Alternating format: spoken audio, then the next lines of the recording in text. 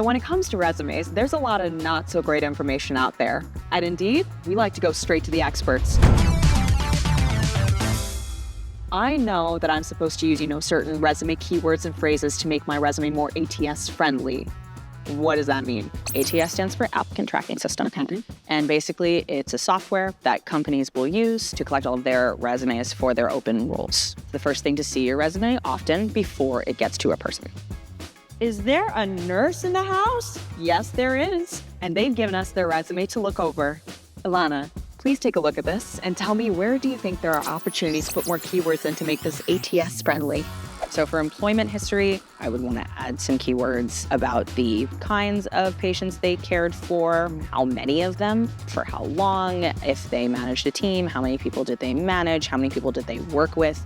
I see that they have a certification inside one of the roles. We'd actually want to pull that out into its own certification and licenses section, make it really easy to find. And there's no skills section either. Any kind of technology platform that they would know, something like tracking medications, they would use a software for that. Any kind of communication tool. It's becoming more common for people to look for people who already know how to use these systems. Right. So we could just list them down at the bottom in a skills section. So you nurses, when you're not saving lives, think about adding a certification and skills section to your resume. It's gonna help.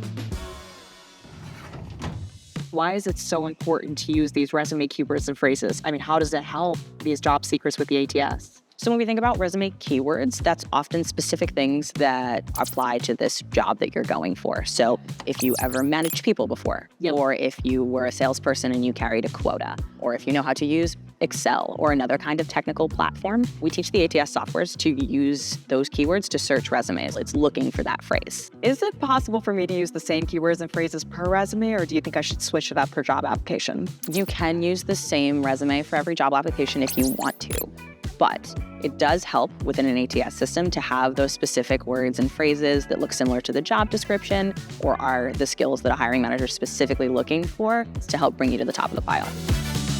Give your job search a glow up. Search Indeed on YouTube and let the makeover begin. Now, I'd love to know, how would you go about finding those specific keywords and phrases for a resume? So when you're applying for a job, you can definitely use the job description itself. You can also use comparable job descriptions. So let's say you're applying for a teaching job, looking at other types of teacher jobs and see what it is that they're really looking for. You can use a company website, lots of different options for those keywords. And where do you think on the resume is the appropriate place to put those in then? They go inside of your employment history.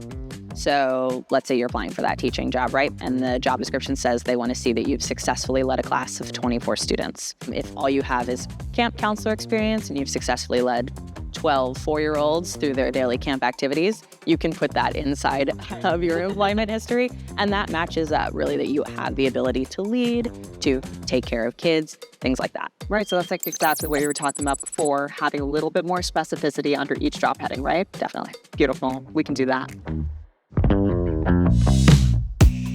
Now it's time to get our guest into the metaphorical hot seat. We created a fake resume that intentionally includes common resume mistakes. Let's see if Ilana can fix it fast. First glance, emojis, they're really cute, but an ATS system can't read them. Here it says call center rockstar. I'm sure you are a rock star, but that's one of those weird titles that's really, really hard for an ATS to understand. There's no metrics, there's no locations. Where I excel, that's really cute. We can totally change that to a skills section. We want to make it really, really straightforward and easy to read. And time.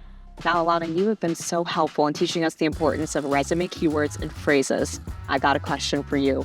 Tell me your top tips on ATS keywords. So you want to use the job description. You want to make sure that what you're taking from that to put inside of the body of your employment history is varied. You don't want to repeat the same thing over and over. You want to make sure if there's anything like geographical that you have it in there.